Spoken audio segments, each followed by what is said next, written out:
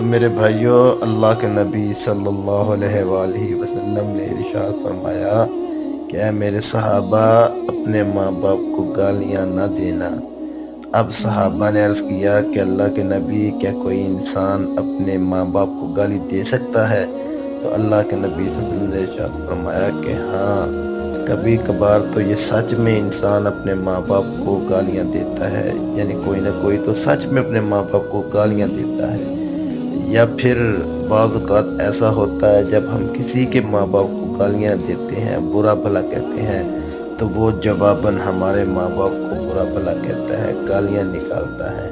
تو یہ اللہ کے نبی صلی اللہ علیہ وسلم کی حدیث ہے، جو حدیث کے الفاظ میں نے آپ کے سامنے پیش کیے ہیں کہ اپنے ماں باپ کو گالیاں مت دو۔ اس کا مطلب یہ ہے کہ جب ہم کسی کے ماں باپ کو گالیاں دیں گے، وہ جواباً ہمارے ماں باپ کو گالیاں دے گا۔